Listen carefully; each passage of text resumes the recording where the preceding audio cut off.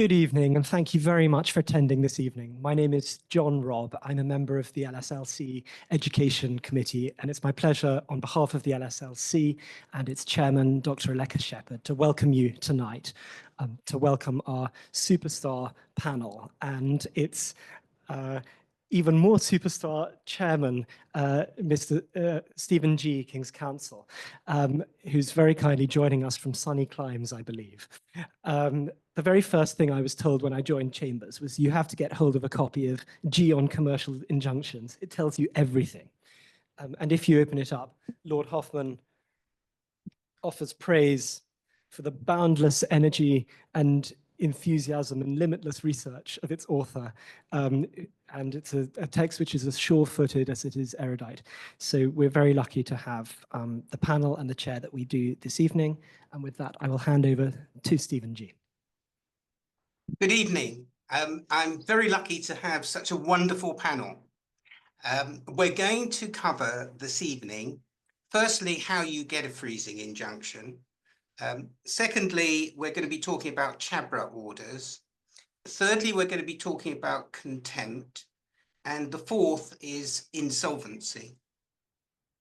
I went to have tea with Lord Denning when I was doing the first edition.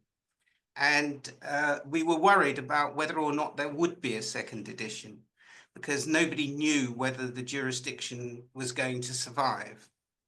And he was very upset about the Siskina. But actually, the Siskina was a great triumph because if they'd actually argued whether there were going to be Mariva injunctions, the bets were there weren't going to be any. So to lose it on the service out of the jurisdiction was actually the very best outcome for Lord Denning. Now, I'd like to introduce our first panelist, Priya. Priya Grigoriadis is at Stephenson Harwood. And I've done a lot of work for Stephenson Harwood over the years, and she is absolutely super. And she's going to tell you exactly how to get one of these things. And she might also mention that sometimes the disaster is actually in getting one, if you haven't made proper disclosure and you haven't done the work properly. So she's going to tell us how we avoid all of that. Thank you, Stephen. Priya, you've got 15 minutes. Off you go. I will try my best to cover this quite extensive agenda in 15 minutes. Can everyone hear me okay? I also fear that my talk might be a little too basic, given the people that I see out in the audience. So apologies in advance. So I'm going to start off with some introductory points on freezing orders and when they should be considered. So freezing orders, formerly known as Mariva, put simply, are injunctions to restrain a defendant from dealing with assets, usually up to a certain limit. They usually require the defendant to disclose value, location, and details of all its assets, exceeding a minimum value. It allows, in appropriate cases, a claimant to start thinking about enforcement strategy at the outset, because no one wants to get to judgment and have nothing to enforce against. The purpose is, of course, to preserve assets available for enforcement of a judgment or an award. They are usually domestic, i.e. assets within the UK, but in certain circumstances can be obtained to cover assets anywhere in the world, worldwide freezing orders. They are generally granted in support of dishonesty claims, where there is a risk of dissipation. They are still considered draconian orders, so the courts will not grant them lightly. And there's a couple of quotes here, although I fear that the first one, nuclear weapons, we are not allowed to use it anymore, as Ruth tells me. So it is a draconian order. And as such, it is discretionary. So even if the party has satisfied all of the legal tests, which I will come on to in a moment, the judge must still consider if it is just and convenient to grant the order.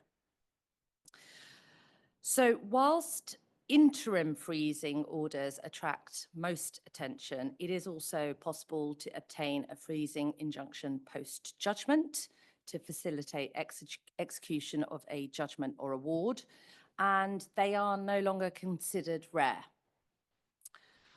Now, given that obtaining and, of course, policing a freezing order can be expensive for the client, it's important to consider the practical benefit. Normally, the practical benefit is only where assets are controlled by third parties, such as banks and company agents, who will actually comply with the order. Whereas the defendant who is being, well, the alleged fraudster, let's say, they frequently do not comply with court orders, including freezing injunctions. Having said that, freezing orders can impact on settlement discussions. So, for example, if a freezing order is going to cause a defendant commercial difficulties because the freezing order has been notified to their banks, that can lead them to come to the table for settlement.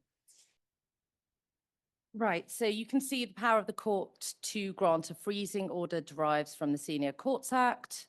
The key requirements for a freezing order, which I'm sure most of you know, is the English court has jurisdiction, good arguable case of fraud. You don't have to show that the claim will definitely succeed, just that there is a serious issue to be tried, which is also the test for other interim injunctions.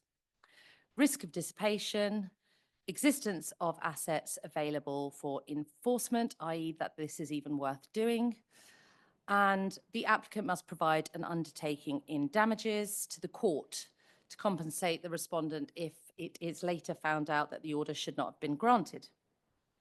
Depending on the respondent's financial position, the court may also ask them to pay a sum into court, i.e. fortify the undertaking.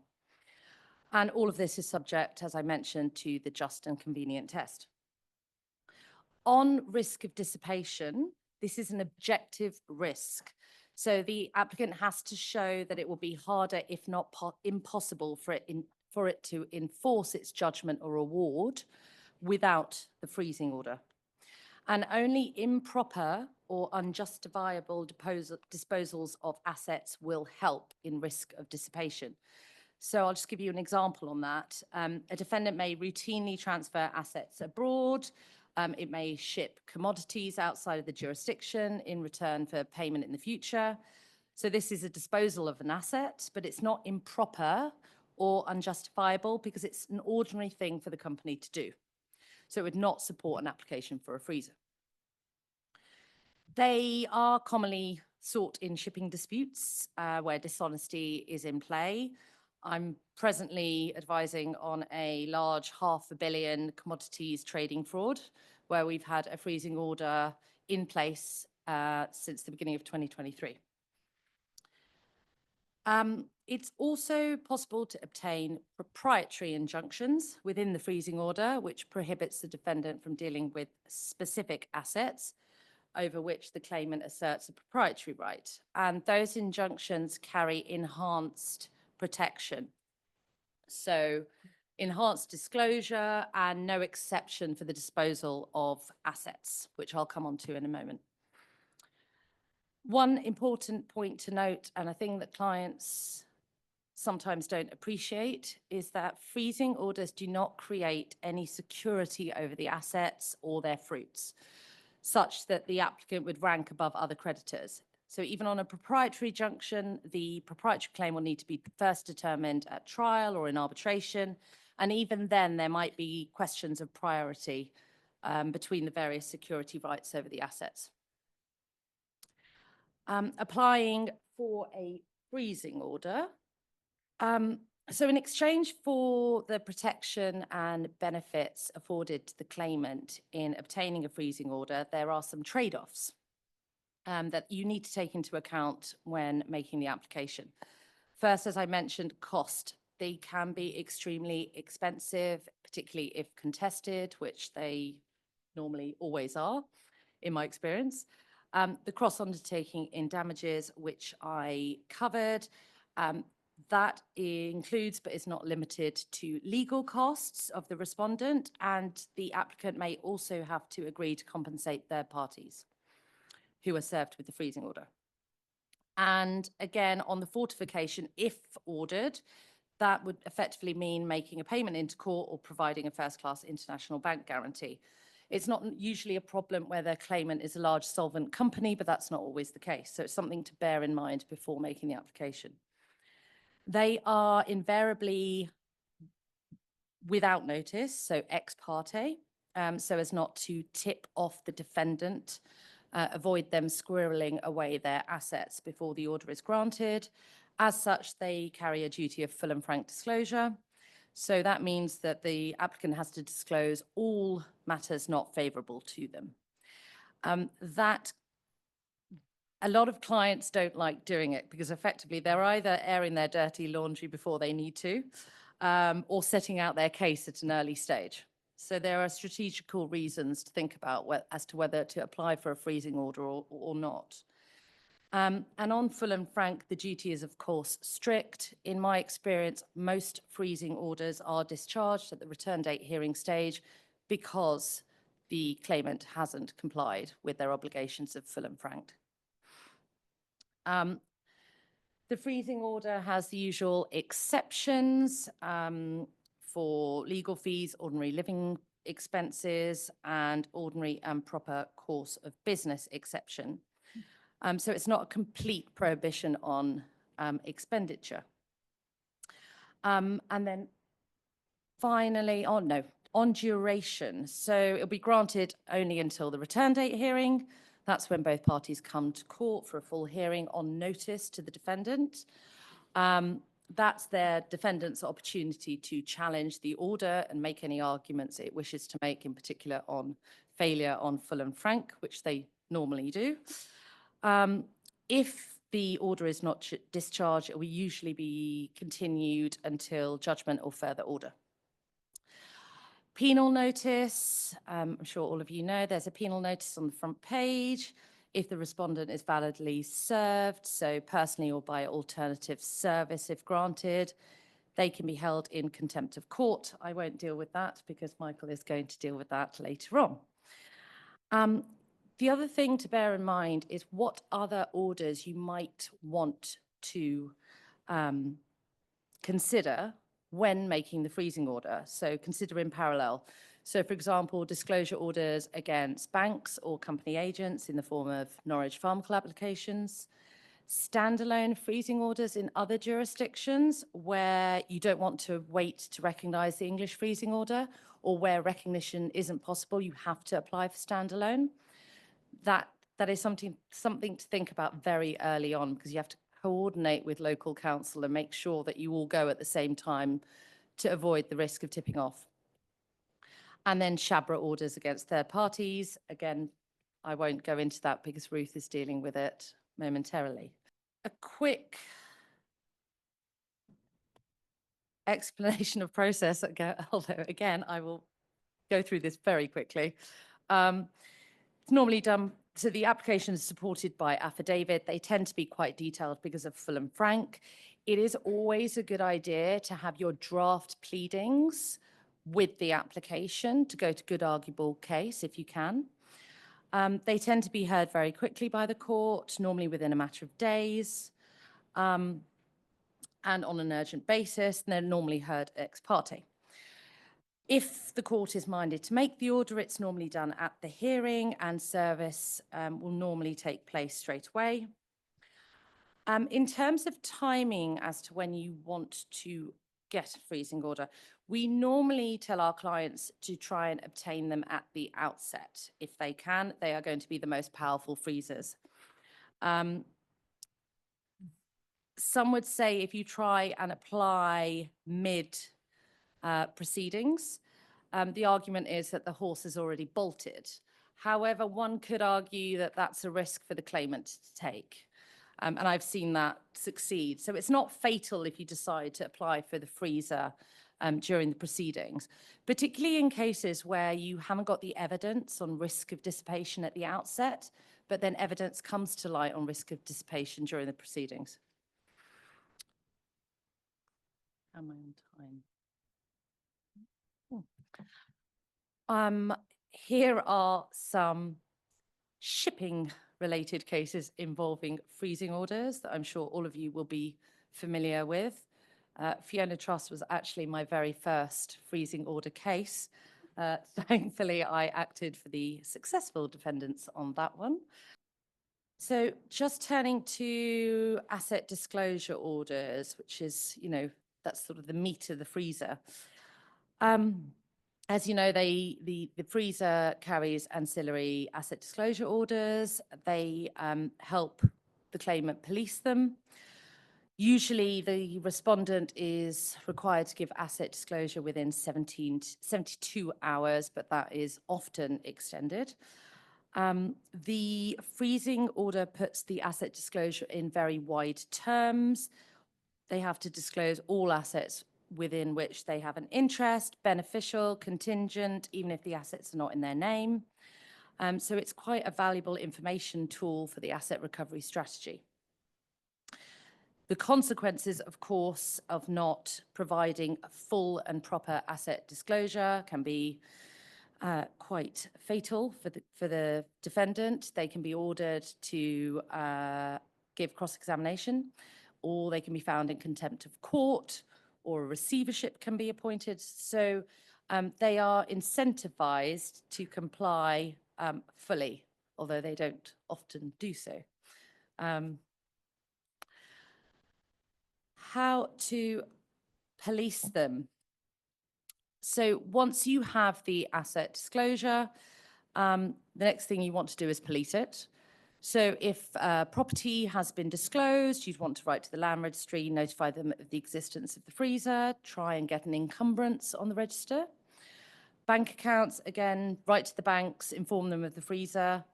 Shares in companies, likewise, put the underlying company on notice.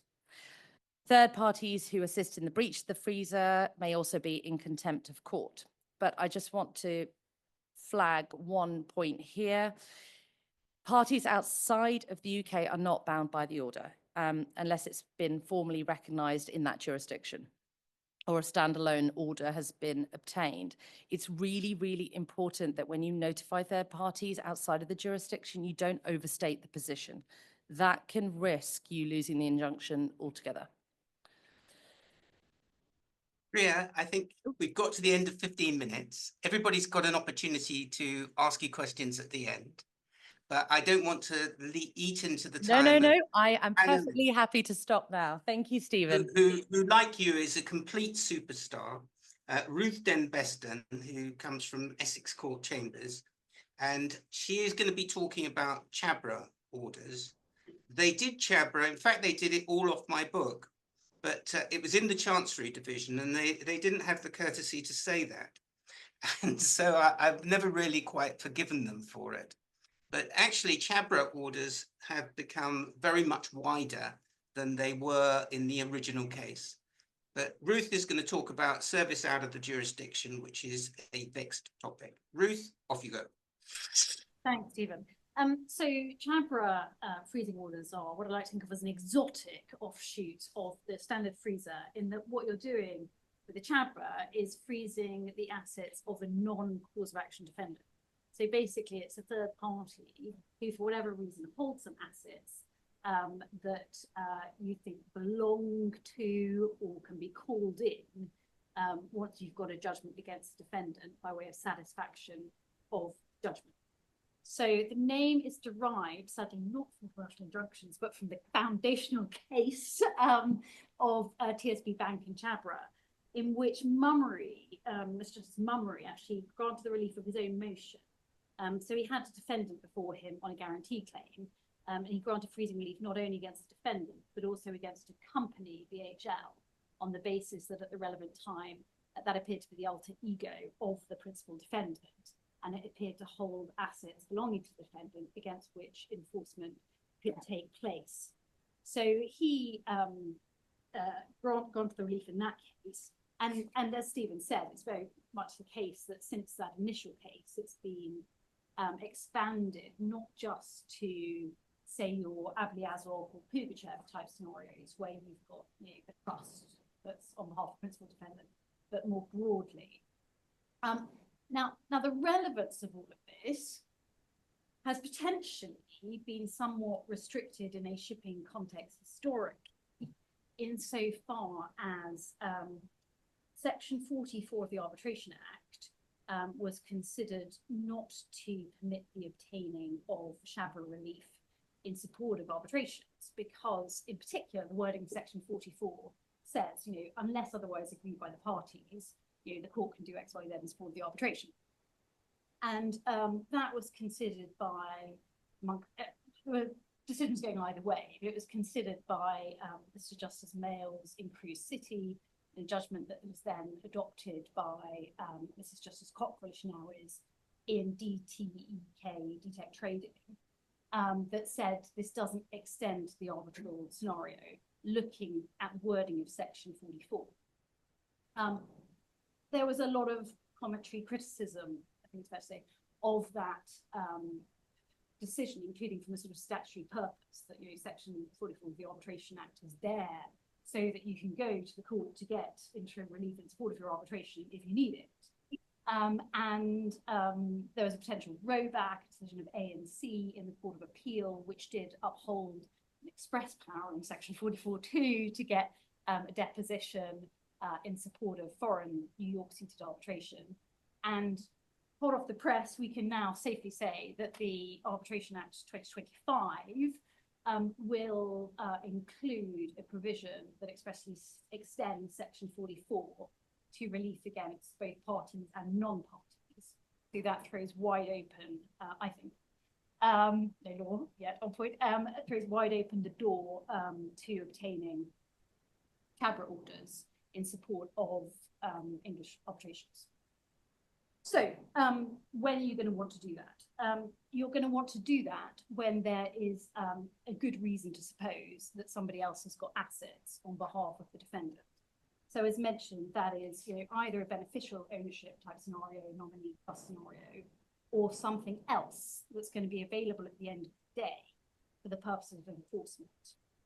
And that is broad on the established case law, because of course, whilst Section 44 wasn't being developed in this regard, there's a whole, you know, raft of litigation concerning court proceedings, which has, you know, looked at the Chabra jurisdiction and has basically extended it to, I think, has characterized in civil fraud, any situation where the defendant has a pecuniary right, whether vested or contingent, against the third party. So you can be looking at a situation where a debt is owed by that third party to your defendant, or there's a potential claim as between your defendant and the third party, or there's some scenario where you can appoint a receiver or a liquidator, because if you get your judgment, hey presto, the defendant's insolvent, and then you can bring some sort of, you know, set aside or other type of application. And all that's explained in glorious technicolor. Sorry, can you hear me? Okay, on the mic. I'm so sorry, everyone. Didn't miss anything. Yeah, that's all explained in sort of, you know, glorious technicolor detail in amongst other judgments. A judgment of Mr. Justice Gloucester, as she then was in a case called Parbulk, which I quite like because she sort of goes through the whole process of analysing the kind of assets against which enforcement might take place. And she goes through that all of her own kind of work. And then she sort of says, well, it'd be really nice if someone had given me this amazing judgment from Sir John Chadwick in Cayman that sets this all out before I did the work myself. And luckily, we agree. You know, that sort of sets out the broad scope of Chabra relief if you're called upon to seek it.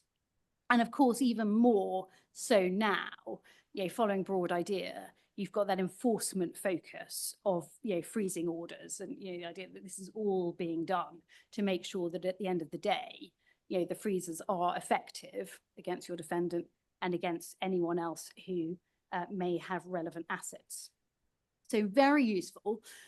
If you are called upon to make a Chabra application, there is excellent guidance in 1G on commercial injunctions to civil fraud. And the position is pretty straightforward in terms of, here are your criteria. If you're Chabra defendants in the jurisdiction, there have been wrinkles about how do you go about serving a Chabra defendant if they're not in the jurisdiction. And those were recently considered in a helpful judgment of Mr. Justice Foxton in the case of Commercial Bank of Dubai. And there he determined that it is possible, depending on your facts, to bring a Chabra application within the scope of 3.13 of paragraph 6b of the practice direction, because so long as there was a serious issue to be tried with your anchor defendant, and the Chabra defendant is also a necessary or proper party to that particular issue. So, for example, if you've got an issue about, is it appropriate to appoint a receiver, that engages both your principal defendant and your Chabra defendant. So he said, yes, you can get it under the necessary or proper party jurisdiction. But what he really meant and what he really wants, and this is apparent from a talk he gave in the Manchester Business and Property Courts last October, which he then also set out in Commercial Bank, even though the point wasn't argued, was somebody to come and get a Chabra order relying upon paragraph 3.120 of the practice direction, which is a claim under an enactment, because that's, you're getting your Chabra under section 37. And so he says, he said in his talk and he said in the judgment, this is available under enactment, and you can use this gateway potentially to obtain one, just as, for example, if you've got a section 423 claim, that's a claim under an enactment, CRXM, or Gorbachev and Guria, if you've got service of a claim for third-party disclosure brought under section 34 of the Senior Courts Act, also claim under enactment. Now, I had made a note in my speaking notes that therefore, if you were going to do this and you've got a Chabra defendant out of the jurisdiction, you should, I would heartily recommend trying to list it before Mr. Justice Foxton.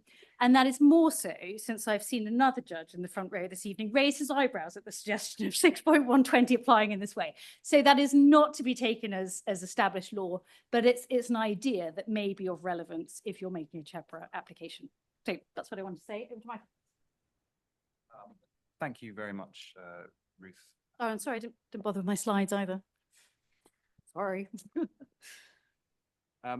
Great, so we've reached the point now where you've obtained the freezing order, you've joined any relevant parties who might be holding assets for the respondent, and hopefully the mere fact that you've obtained those orders will be sufficient to prevent dissipation of assets, but as Priya said, often that's not the case.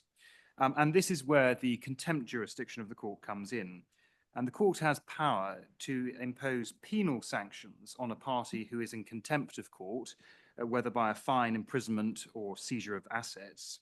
And it's this contempt jurisdiction which ultimately is the force that lies behind freezing orders. Broadly speaking, there are two types of contempt. Firstly, civil contempt. And this covers breach of court orders by the respondent, including freezing orders. Secondly, there is criminal contempt, which covers conduct designed to interfere with the administration of justice and which does so or which risks doing so. And despite its name, criminal contempt can still happen within the context of civil proceedings and can be punished within civil proceedings.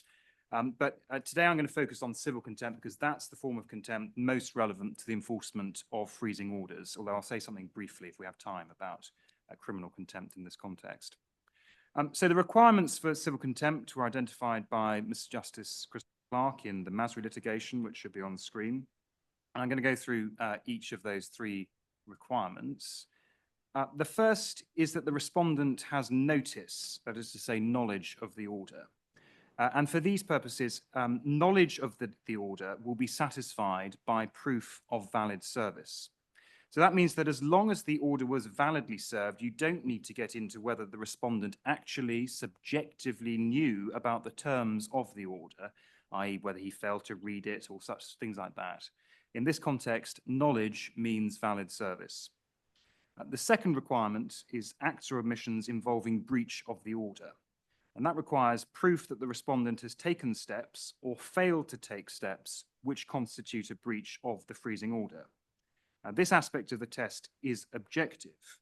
It does not require proof of deliberation by the respondent. And the third requirement is knowledge of the facts which make the conduct a breach.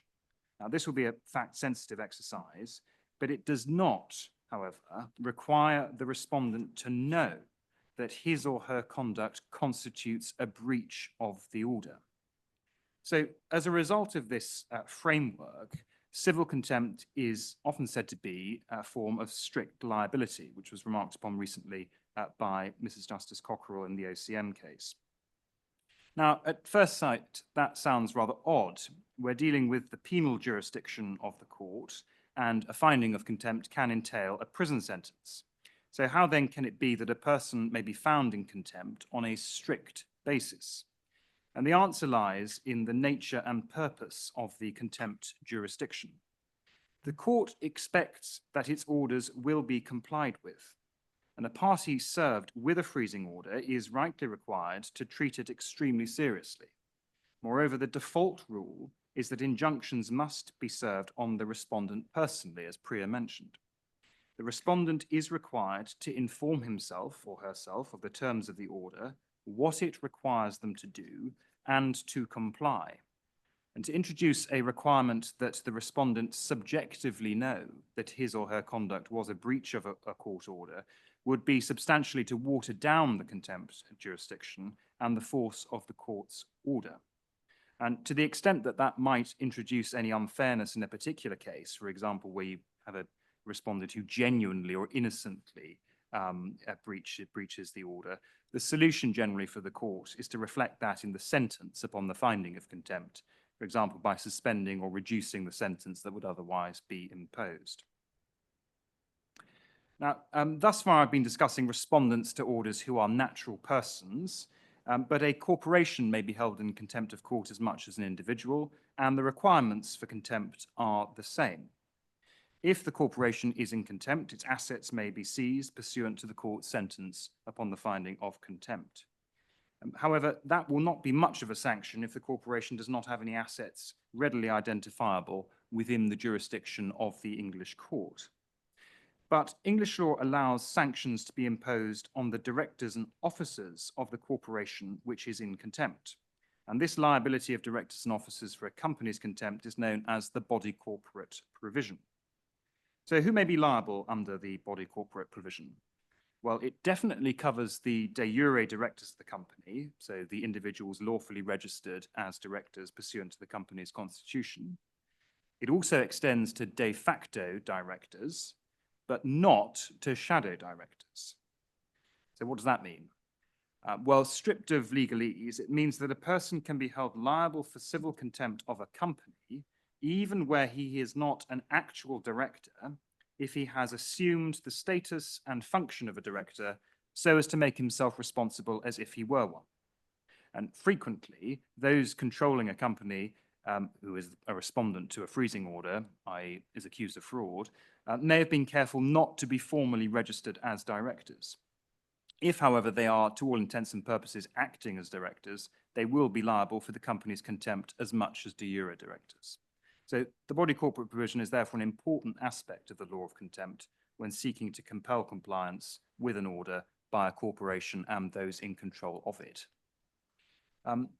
Next, briefly, I'm going to mention criminal contempt. And the form of criminal contempt most relevant to the enforcement of freezing orders is what is known as the seaward jurisdiction.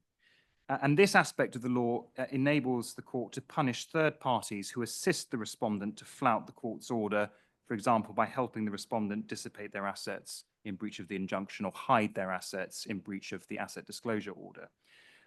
However, this aspect of the law of contempt is only applicable to third parties who are within the jurisdiction. As Priya has mentioned, It's a very important point about freezing orders that they do not bind third parties outside the jurisdiction. So it's only going to be relevant if you can identify assistance given to breach of a freezing order within the jurisdiction. And the test for contempt here is that the third party knowingly assists another who is restrained by an injunction. Now, that has two consequences. The first is that the third party must give some active assistance to the respondent in the breach. It can't be simply passive acquiescence. And secondly, this incorporates a mens rea requirement for criminal contempt.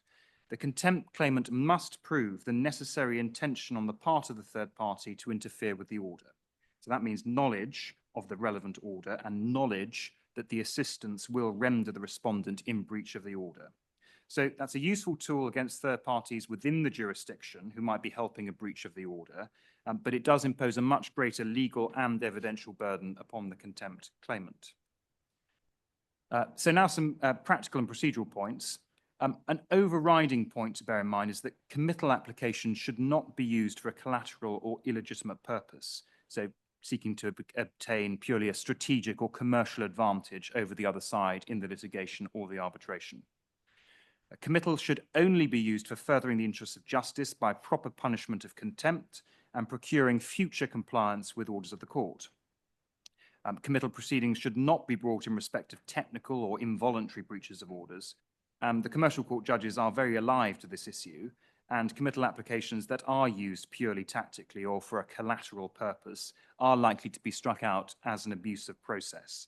And to avoid falling on the wrong side of the line in that respect, before launching contempt proceedings, it is essential to check that one has a proper evidential basis upon which one can establish serious breaches of a court order. Personal service, that's already been touched upon. Before you can commence contempt proceedings, the relevant order must have been served personally, although there is a jurisdiction to dispense with that in exceptional circumstances, for example, if the respondent is evading service.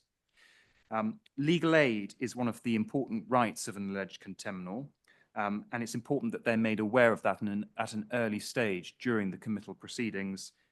If not, it can derail matters later on when there's an adjournment so that they can seek legal aid and obtain representation. The hearing is likely to involve the cross-examination of the alleged contemnor. So unlike most applications, there will be live evidence, and that can take a couple of days, several days, if there's a lot of evidence. And so the hearing of a contempt application is therefore much more like a trial, which of course significantly adds to the time and expense of the application. Perhaps the most important procedural difference between ordinary civil court proceedings and contempt proceedings is the application of the criminal standard of proof in committal. And that means that the contempt applicant must prove each element of the alleged contempt beyond reasonable doubt, not just on the balance of probabilities. And that frequently, again, means that the preparation of the evidence for contempt proceedings goes well beyond that usually required for civil cases, again, adding to the time and expense of the application. It's important to be aware of the interaction between the committal proceedings and the substantive proceedings. And we're dealing here with often interim orders for freezing relief, which will arise before the substantive dispute has been heard in litigation or arbitration. So you may have to deal with how those overlap if there's been a breach and you're seeking to commit for contempt. Where there is a direct overlap in the issues between the contempt application and the substantive proceedings, the court may stay the court proceedings to allow the substantive case to play out. However, where the contempt is discrete from the substantive proceedings, which is often going to be the case where you have breach of a freezing order, that's often not going to be a substantive issue in the case, the committal application will usually proceed. And that can then become a very uncomfortable place for the respondent, as his or her credibility comes under sustained attack in the committal application before the substantive proceedings, and often can impinge upon substantive proceedings. Contemnors outside the jurisdiction, there's nothing to prevent them being committed for breach of a court order. There's a special jurisdictional gateway for contempt proceedings under Practice Direction 6B. However, a limitation to be aware of is that contempt of court is not an extraditable offence. Therefore, for so long as the contemnor remains outside the jurisdiction, the court sentence against him cannot be imposed. However, if he or she has assets within the jurisdiction, then those can be seized pursuant to the court's order. Finally, just a brief word on sentencing, which is a complex subject with lots of authority on. The court, once it's decided that the relevant respondent is in contempt of court, will consider all the circumstances, including the mens rea of the individual, whether there are aggravating circumstances, mitigating circumstances. But in general, if you have established a breach of a freezing order which is substantial and deliberate, the starting point for sentence is going to be immediate imprisonment. So no suspension, immediate committal to prison. And so this makes this a powerful tool for enforcing compliance with freezing orders. So the contempt jurisdiction is ultimately what gives the freezing order its force. And in some cases, hopefully the mere threat of committal will be enough to secure compliance with the order. But in those cases where the respondent breaches the court order, penal sanctions can be imposed upon the respondent to punish the breach and to compel future compliance. So thank you. I'll now hand over to Michael on insolvency. Unless Stephen has. Michael, you need an introduction. Michael Leeds is an insolvency practitioner. He's going to address you about the insolvency regime. It applies when you've got an insolvency. So you will need to have either a company which is subject to liquidation or a bankrupt. But subject to that, there's enormous powers which the court enjoys. And Michael is going to tell us all about them. Thank you, Stephen. First question I raised there is why appoint an insolvency practitioner? And obviously insolvency attracts a lot of attention in the press, whether it's things like Thames Water or whether you see your favorite high street retailers shutting down like the Body Shop or Wilko's.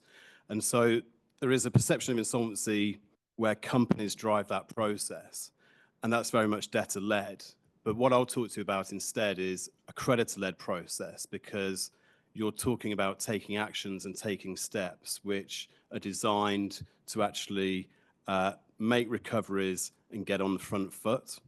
And in particular, I'm going to talk about a couple of insolvency processes, but also I'll talk about court-appointed receiverships as well, because they're equally relevant in terms of the context of what I'll be talking about.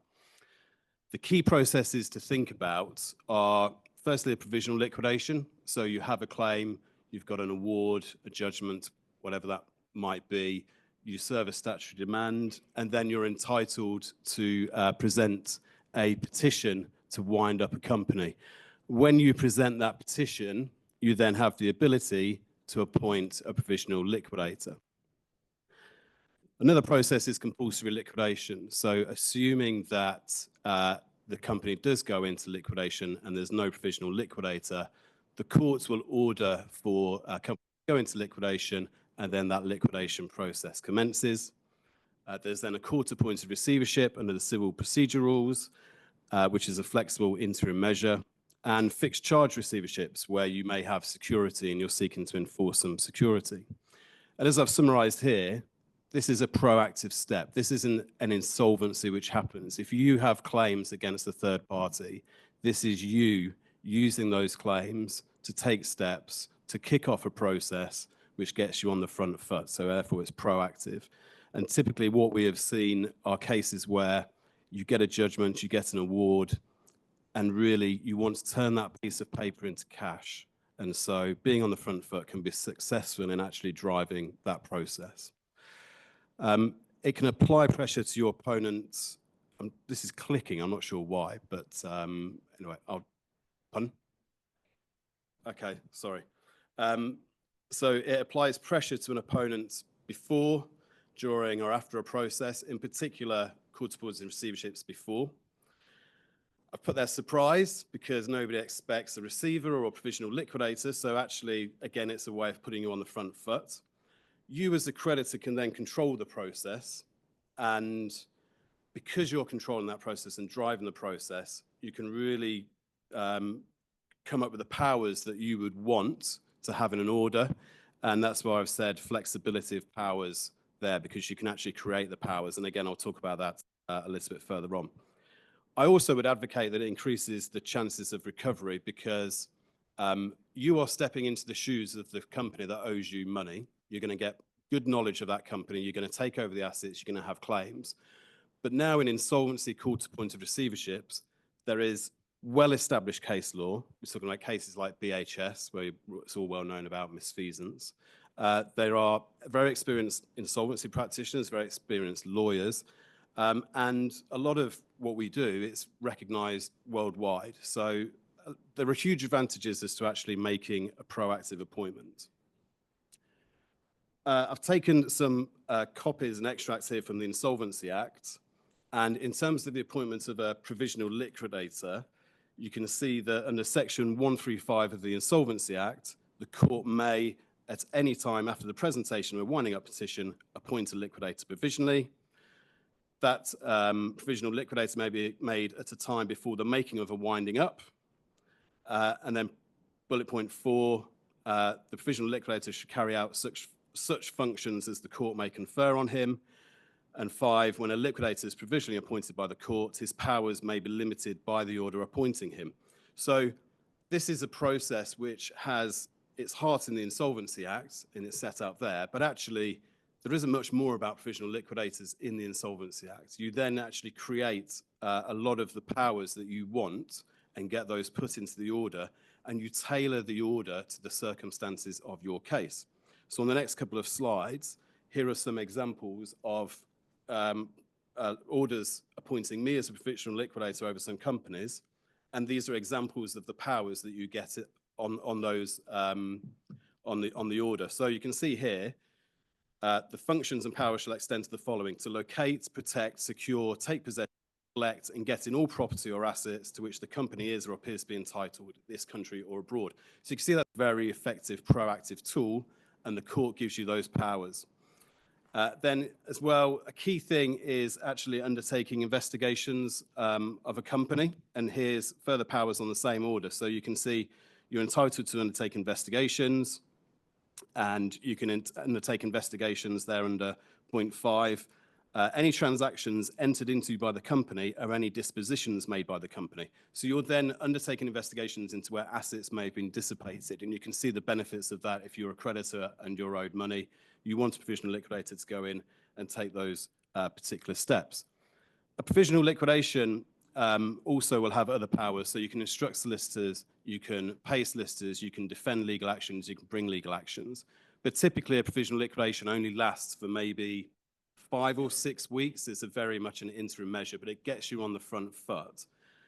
Then what would typically happen is a company is wound up. And so why would you want to actually have a liquidator? And on the left-hand side there, I've got a very, very simple summary of what happens in a liquidation. You take control of assets, you realize assets, you conduct investigations, you bring claims against third parties, and then you distribute assets to creditors. What you're doing there is realizing the value of the business, and when you're bringing claims, you're basically looking to identify assets which might be off the balance sheet of the company at the time by bringing claims against third parties and therefore swelling the assets of the company.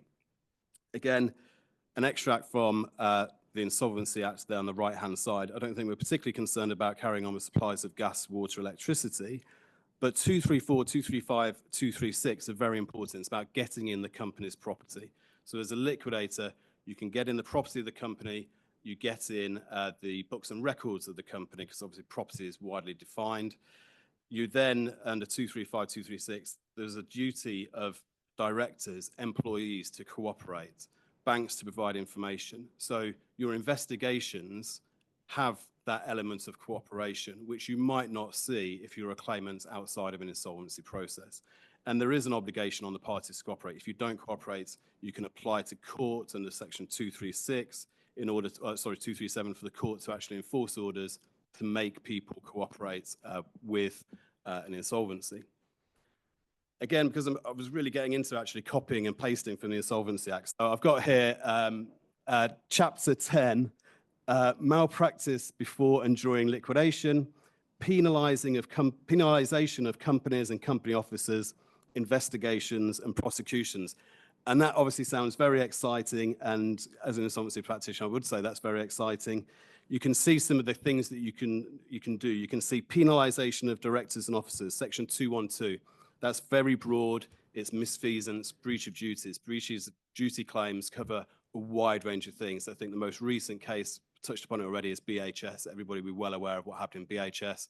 Some very significant claims were brought against former directors and management of BHS, with some new ideas of misfeasant trading, which we hadn't heard of before until recently. There's then fraudulent trading and wrongful trading, which are penalties against directors. Moving on to the right-hand side of the page, transactions at an undervalue. These are claims where you can recover assets which have been dissipated, taken away. Preferences: have creditors been preferred, you can seek to claw those back. Jumping on to section 127 there, that is avoidance of property disposition, and that was touched upon where post-petition assets transferred, paid away, you can automatically seek to recover those because that's the post-petition disposition. And then again, very hot topic at the moment is section 423, which is transactions defrauding creditors. And for the transaction defrauding creditors, there was a recent judgment in the Supreme Court talking about the transfer of assets away from creditors. And so whilst as an insolvency practitioner, liquidator, we can actually bring those claims ourselves, those claims are available to any victim of a transaction. And I would say they're probably quite underused in terms of creditors or claimants using that. So where they see assets have been moved away and in effect puts out their reach, they can use that section of the Insolvency Act to actually seek to claw back the assets which were transferred away. I want to talk just about a case which John was involved in. John, for a period of time, had acted for a company which was a creditor based in Malta. And the claim was against a company registered in Liberia. There were bills of lading in place. There was a subsequent arbitration award. Obviously, sorry, John, I'm really making this sound far too simple. But as a consequence of that arbitration award, steps were then taken to wind that company up as an unregistered company here in the UK. So although it was Liberian, although it was a ship owner, it was wound up here under section 221 of the Insolvency Act. And I think things like section 423, section 221, winding up overseas companies, there's some really interesting stuff in the Insolvency Act that really help on some international situations. What then happened was the court wound the company up. Part of the reason was because there was a letter of indemnity which was subject to English law, and therefore there was a bit of a hook to England and Wales, which meant then the company could be wound up here. I was then appointed liquidator, and there was a claim available under a letter of indemnity between parties, and now as liquidator, I have issued that claim against the third party, and we're going through the process of serving. So that is an example of somebody going through an arbitration, refusing to pay, assuming it will go away because their company is based in Liberia, they're based elsewhere, but actually now we've changed the process, we're on the front foot. And I mentioned Liberia, Malta, UK, insolvency practitioner. There is, on that case, also a Middle Eastern company, a Ukrainian company. So it's a very international situation, but it's been brought here into the UK and then under the control of the UK courts with a UK process driving that. Skipping on to court-appointed receiverships, they're different, obviously, and everybody's aware, they're different to insolvency, but we are seeing far more appointments as receivers because, again, a bit like provisional liquidation, they're hugely flexible and they, again, assist with enforcement.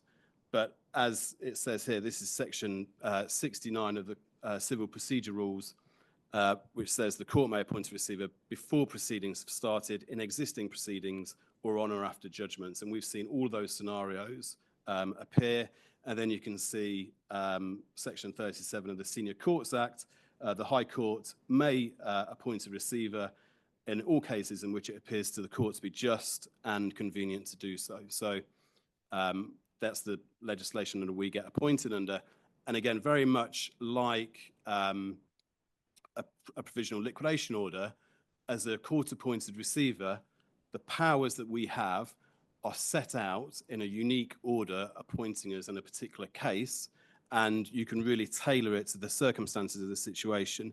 So if you can identify certain assets, you could be appointed receiver over certain assets. So you can really make it very specific to the situation.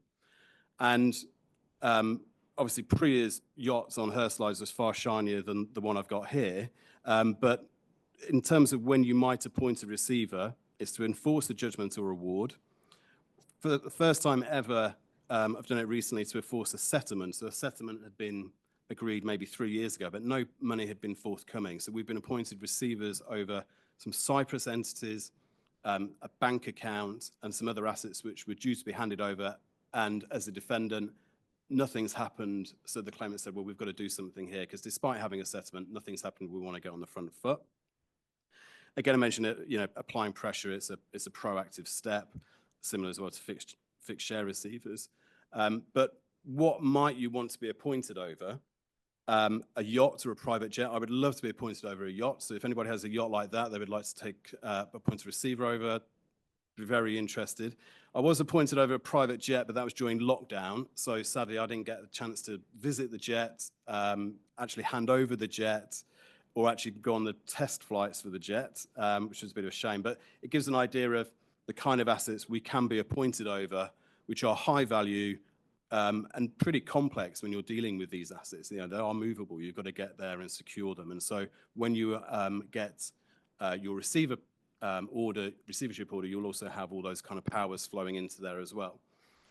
Shares is a really interesting one. Being appointed receiver over shares of a company is a very effective tool, partly because as the receiver, you will then take on shareholder rights, and you can call a meeting of the company, you can replace the directors, or you can add directors. There's lots of very proactive things you can do. And actually that's been very effective when we've then wanted to go and get information in international jurisdictions, because sometimes as a receiver, international overseas jurisdictions may say, well, we don't really recognize your receivership appointment, but it's very difficult to turn around to a validly appointed director and decline to provide them with bank statements, information, etc. Other assets include cash, debtors, and claims. So any claims which might be in action, we've also been appointed over before. I call this the good, the bad, and the ugly, because just 3 different cases. Well, I've talked about the private jet. That wasn't particularly bad. The bad and the ugly relates to the Hong Kong case at the end. Panamanian Foundation, there were concerns about how a foundation was in effect being run. There were 3 BVI companies, 2 holding UK properties, and 1 BVI company, which was the council member of the Panamanian Foundation. And there were family members concerned that they were no longer getting cooperation from the foundation involved, and there was no visibility about what was going on, and they thought that about $400 million had gone missing. And so we were appointed receivers over the 2 UK holding companies, and we were appointed receivers over the council member. We then changed the directors.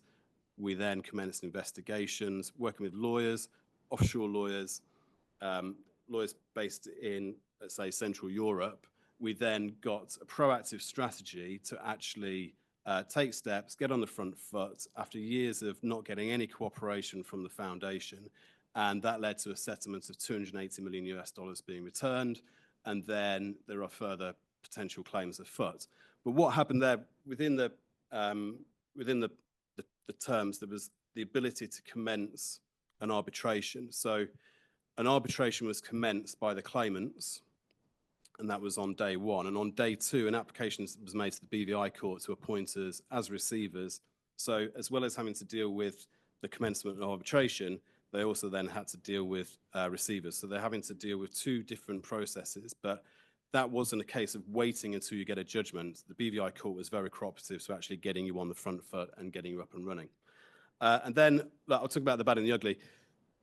Whilst I would advocate receiverships, provisional liquidations, etc., the final comment I make, though, is you've got to get something material to bite onto. So you're after assets, you're seizing assets, you want to control assets. You've got to be strategic about what you do. So you want to go after good companies, trading businesses, or companies holding assets. What happened here with the Hong Kong element is that we were appointed by the UK court over a couple of UK companies and a couple of Hong Kong companies, which were just part of a group within a dispute. But those companies, they didn't hold assets and they didn't have much in the way of trading activity. And so the defendants at first cared and then really didn't care. And to be perfectly honest, the receivership just drifted and not much really happened. There were no assets to grab. There's no trading business to take control of. And so at an early initial pressure point, just kind of drifted away.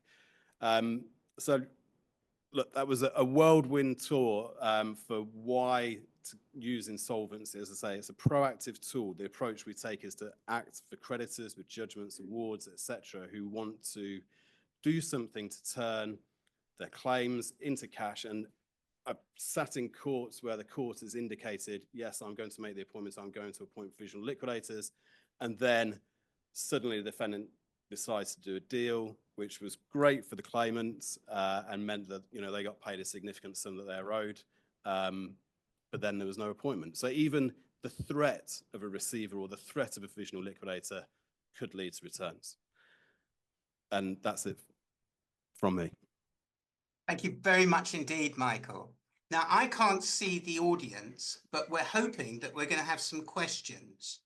And what I was going to suggest was that, Priya, if you could marshal the questions, if you could see if there's anybody who wants to ask a question, that would be very helpful.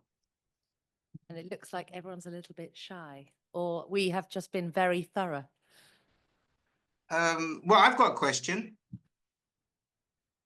which is... I think, Stephen, we've got one question. Sorry. Very good. Off you go. It's not going to be as good as Stephen's, though. I'm Richard Saul from 7 Kings Bench Walk. Thanks very much for the very interesting presentations.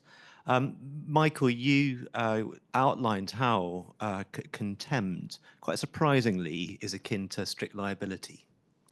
And you also went on to say that applications for contempt might last a few days because of the need to cross-examine. And so I just wanted to query what you're going to be cross-examining about if it's akin to strict liability. Yeah, thanks, Richard. I think it's important to bear in mind there are several different stages to contempt. There's obviously one needs to establish that the respondent is in contempt of court so that they have breached the order and the requirements of Masri are satisfied.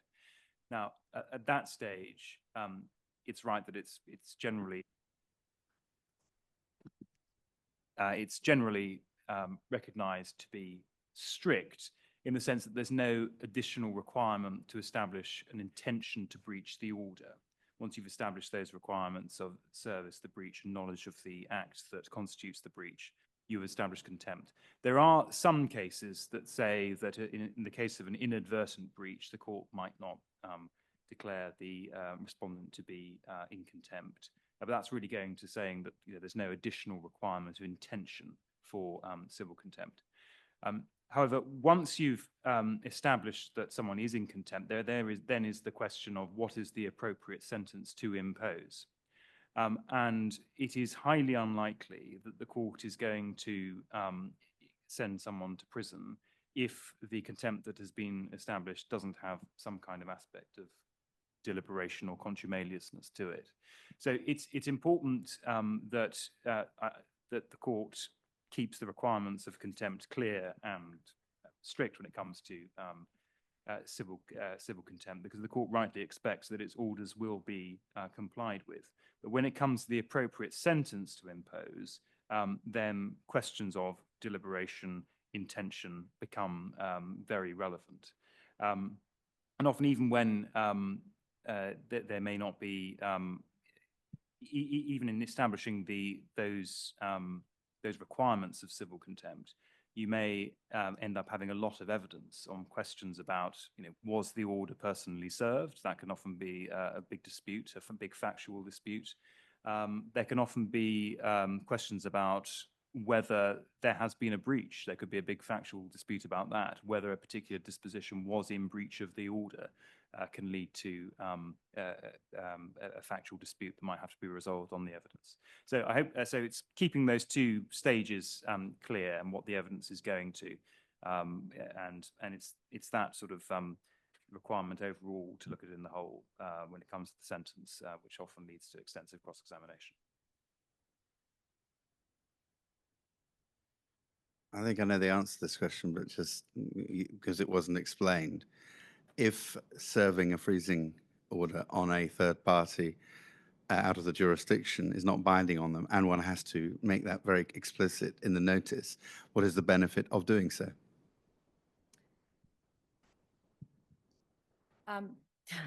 It's a good question.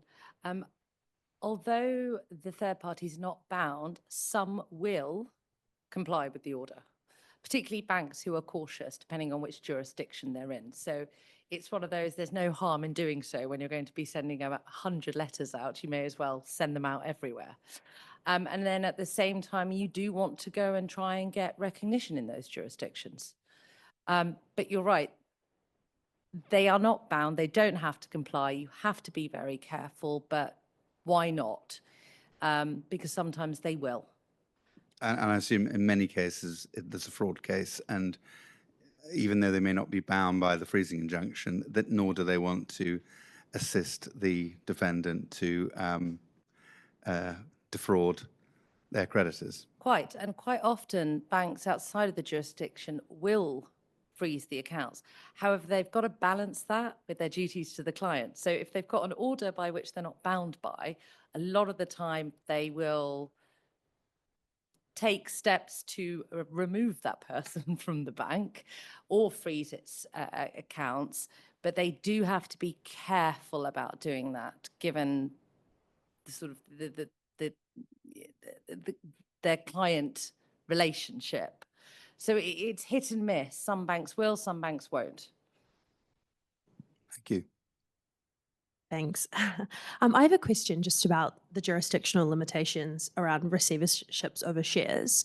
If you got, this is just for anyone, but just out of interest, if you got a receivership order in relation to an entity in the UK, but it held shares in a foreign listed entity, is there any limitation in the way that receivership would operate when the rules of the directorship are governed other than by UK law?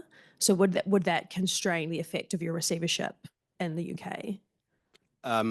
This is an answer to this would be much better articulated by my colleague, because he was the receiver on the Abli Azov case. And so BTA Bank appointed him receiver over various shareholdings. And he has a brilliant slide of all the places in the world where they ended up getting recognition of UK orders. And there were something like 30, 40 jurisdictions. And so places like Cyprus would recognize the orders, and then you'd be proactive in those jurisdictions. I think there were a couple of jurisdictions where it was very difficult. I think Russia proved to be difficult. So it really depends on where you're going. But it was really on a get the blanket order here first, and then the next step was then to go to the different jurisdictions and seek recognition for the process in those jurisdictions. And that's really what happened when I was appointed on the Hong Kong entities. The High Court appointed us over 2 English entities to Hong Kong entities, and then we had to go to Hong Kong and seek recognition. So it really depends on the jurisdictions. Often if you're dealing with typical places like BVI, Hong Kong, there should be reciprocity, but certain jurisdictions are more difficult. Yeah. When you get your receivership order, though, it's just to make sure you've got the power in it to go off to those other jurisdictions and to get the relief there. Yeah, and typically you would go back to court and ask for an amendment to the order and a variation to the order. I hope that answers the question. Okay. Arbitration, it's not being paid. How much does it have to be worth before it's sounding like a good idea to liquidate something? I mean, that's a really good question, because I think on the case that we're talking about, it's sub 10 million. And you do a bit of a scoping beforehand to work out, well, who is the defendant going to be? And so we have an investigations team who do investigations into assets. So we're trying to work out do we think this will be enforceable? Do we think there's some pressure points we could actually do? So we can scope those kind of cases out. Equally, we've had cases which are £50 million, and there's not a chance you're going to get any money back. It just doesn't work because there is nothing there. And so increasingly what we're seeing is far more sophistication around there's a number, there's a value of a claim, but also research into the target, the jurisdiction, and enforceability. So there's a number of elements which go into play on that, but there isn't a particular number. But we're more interested in what the assets look like to assist with that. I just wondered if you'd ever been able to obtain enforcement of a freezing order overseas, or if you always had to do a freestanding application for one in a common law jurisdiction. Because whenever we've tried to actually obtain recognition of an English freezing order overseas, we've always found it difficult, and we've had to do like a freestanding application if that's possible. It depends on the jurisdiction. Actually, in my experience, I've always had to do standalone. Yes. And where you effectively have to start a substantive claim in that jurisdiction, Yes, ensure that it can be stayed immediately. But I don't know if you've done it in other way. No, It's always it's freestanding. I mean, Yes. you can, Section 25 equivalents, obviously helpful, so that you don't necessarily need the freestanding claim, but you pretty much have to go for an independent application on the back of whatever you've done in your primary jurisdiction. And you have to, it's always useful to scope out where you want to go. You will have done some asset investigations. You'll know where the substantive assets are. So you need to be ready to go to court here, normally with letters from the local lawyers explaining what the procedure is, what you're trying to do, so that the court will give you the usual carve-outs for whichever jurisdictions it is that you want to then go. It's a timing point. You have to sort of get everything ready and be ready to go as soon as you get the order in England, go straight to all of those jurisdictions and try and get your ancillary orders before service. So you also have to think about whether the court will grant you a little bit of time to delay service pending getting the standalone freezers in all those jurisdictions. Yeah. It's very complicated. I'm conscious that Priya got cut off and we didn't necessarily get the benefit of all of your tips of how you make best use of asset disclosure orders. So we would really do want your pearls of wisdom if you want to go back to it, and you don't have to if you don't want to. I don't think I was going to say much more than I'd already said. Look, it's an ongoing disclosure obligation, and you have to be on top of things, whether that's by keeping up to date with public open source searches or using investigators when they don't do anything to prejudice the litigation. For the freezer to be effective, you have to be checking things daily. You have to be checking the land registries. You have to be checking the jurisdictions. You have to be following up leads constantly, looking at who might be holding the assets. A lot of the time what will happen is that the respondent to the freezer will actually disclose very little. And that's your big sign. That's when you need to go out, get investigators looking at who might be holding the assets. Often it's the wife or the business associate or the man down the road who owns a carpet shop. So it's a continuing process, and it's very time intensive and expensive. So you've got to have the appetite for it. The only other point I was going to make is just to be careful about collateral use as well. I think sometimes people forget about that. So they get their disclosure under the UK order, and then they use it, and use is very broad, to go off and investigate leads in other jurisdictions. And you've got to be extremely careful, even thinking about the asset disclosure and using that to direct which jurisdictions you want to investigate is a use of the information.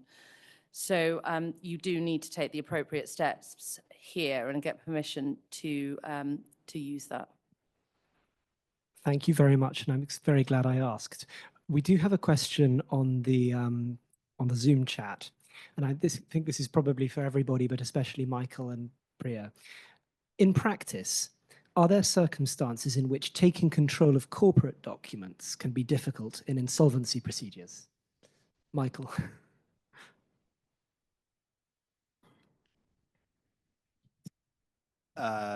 Yes.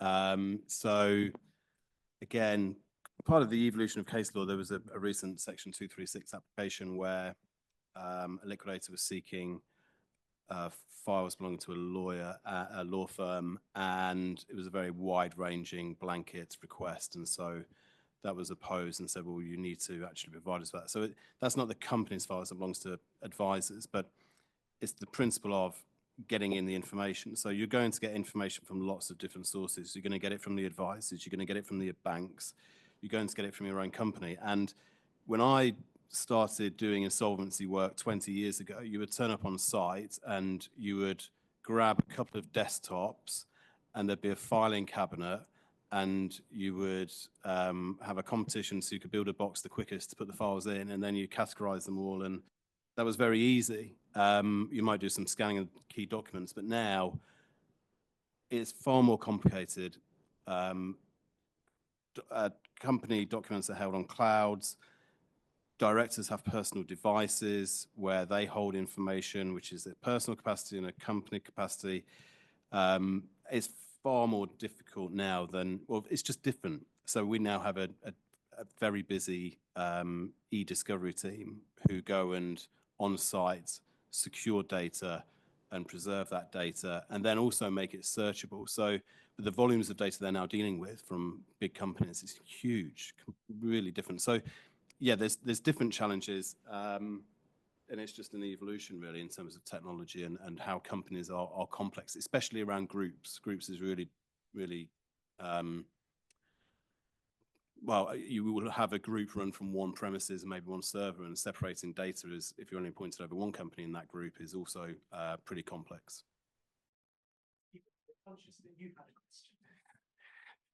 Would you like to ask your question, Stephen? All right. Ruth, it's really a question for you. And that is, following Mr. Justice Foxton's observations about proper or necessary party, what do I write in my new edition of my book about it, given that there's also Lord Collins's judgment in Fong and Ascetic, which says that it's not enough just to get within the rule. You've actually got to be within the spirit of the rule as well.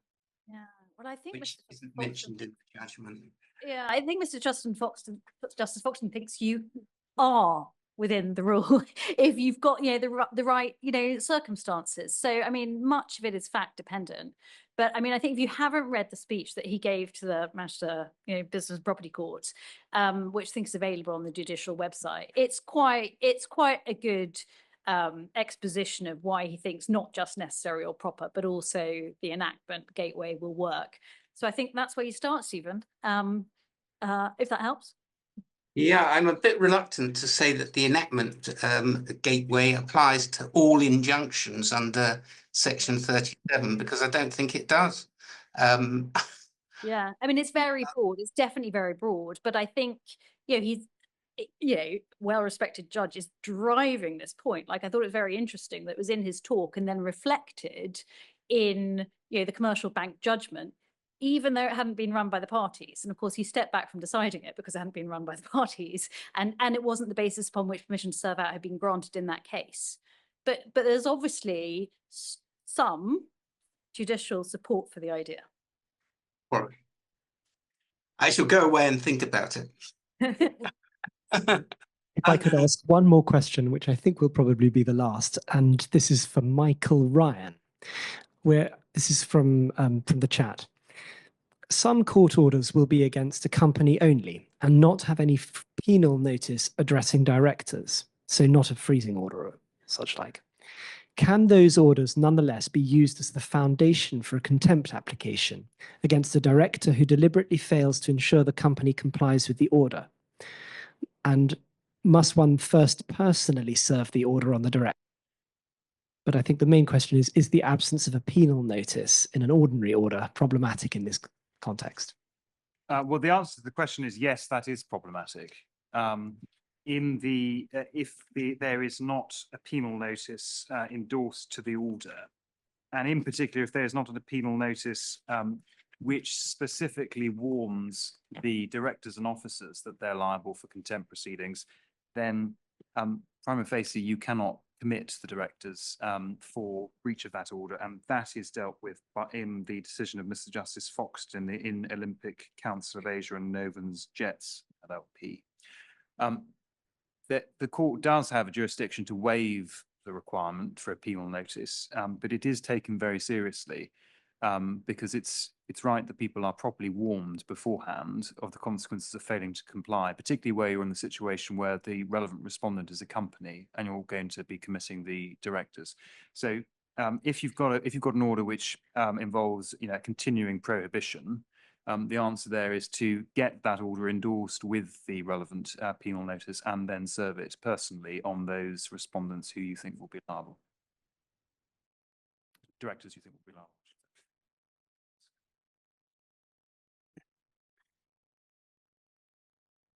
If there aren't any further questions, it just remains for me to thank our chair and our wonderful speakers for giving what I'm sure we would all agree to be a fascinating introduction to this area, an area that personally I'd far prefer to know even more about. One of the lovely things about being part of the subcommittee of London Shipping Law Centre is that we get to discuss topics that we'd like to invite people to speak about. If you have any thoughts on particular topics that you'd like to have addressed, please do let me or John know. It's also a feature of the London Shipping Law Centre that there is such collaboration between people from different entities. This evening, we are pleased to be able to put on some refreshments financed both by Essex Court Chambers and by 7 King's Bench Walk, and we hope that you will enjoy those afterwards. So it just remains me again to ask you to thank in a conventional way our speakers and our chair. And then just very finally, the last thing to say is that the next talk being put on by the London Shipping Law Centre will be on ship owners' limitation of liability, taking account of the MSC Flaminia. And that will be happening on the 24th of March here at the IDRC. See you then. Thanks very much indeed.